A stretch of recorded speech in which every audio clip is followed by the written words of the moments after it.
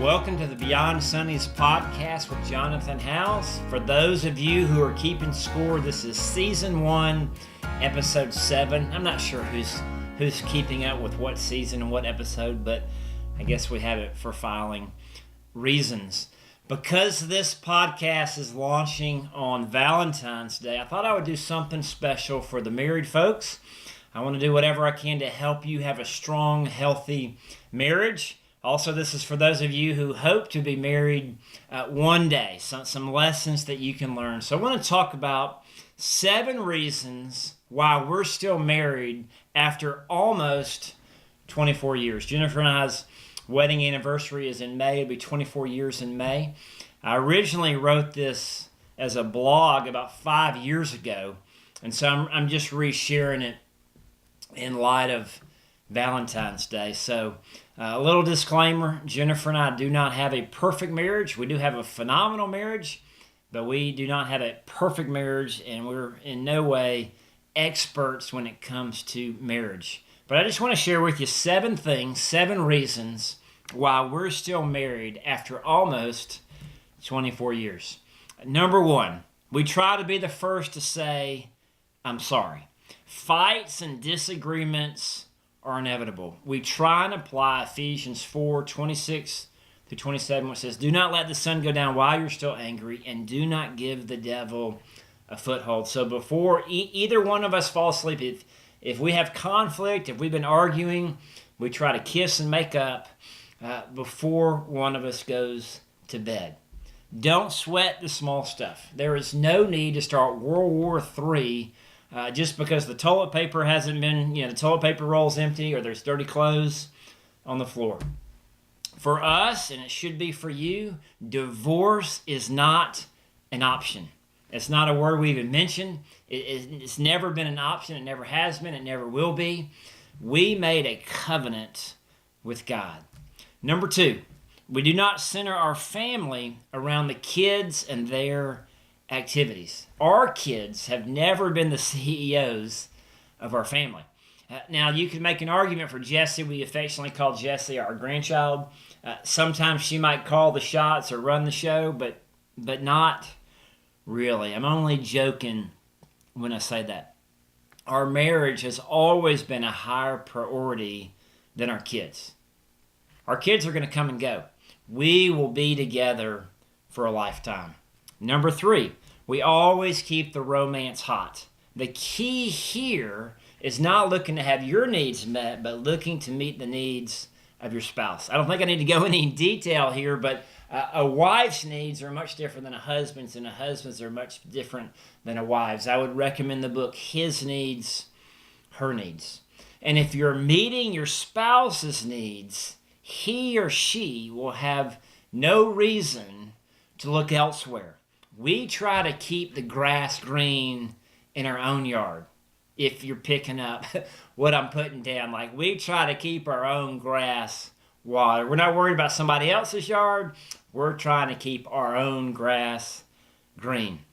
Number 4, we focus our marriage on Jesus Christ. As the husband and wife grow closer to God, we'll grow closer to one another. Ecclesiastes says a cord of 3 strands is not easily broken. We always want to keep Jesus Christ at the center of our lives, center of our marriage, the center of our family. Number 5, we do life together. Jennifer and I are not living 2 separate lives. She really is my best friend. Now, of course, we have our own interests and our own activities. I play basketball. I'm on our church basketball team, which I always say is the greatest church basketball team in the universe. We're into another season now. I think I'm going to do a podcast on our church basketball team here in a couple of weeks. I play basketball. I play golf. Jennifer's on a couple of different tennis teams. She plays USTA and Alta. We have our own interests. But for the most part, we do stuff together. We walk together. We meet for lunch. We watch TV shows together. We travel together. Jennifer and I love to see new places and explore new things. We were planning a huge trip for our 25th wedding anniversary. We were thinking about going to Europe and doing like a Mediterranean cruise.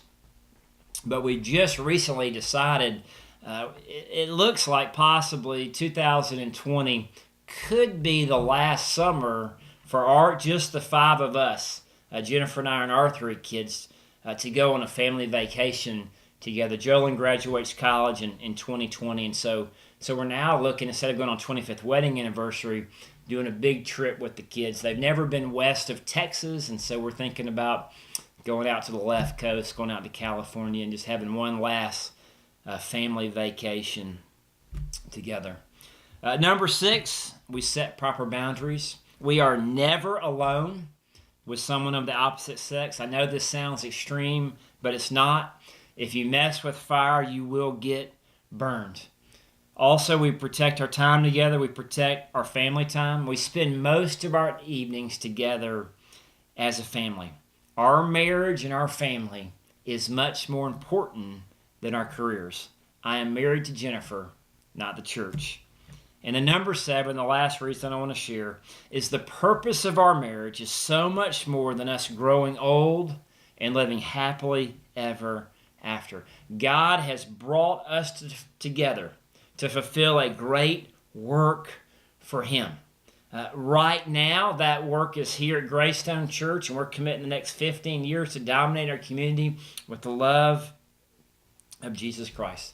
God's purpose for our lives is so much bigger than ourselves. It's not about us. It's about Him. And so those are 7 reasons why we're still married. That's not all the reasons, but I thought I would just summarize it down to 7. And I want you to think about your own life and your own marriage. Which one of these 7 is most important to you? Which one of these do you need to work on? What are some other reasons that you would add to your list? Well, I hope this helps you. I hope it strengthens your marriage. Have a great day, and we'll catch you next time on Beyond Sundays with Jonathan House.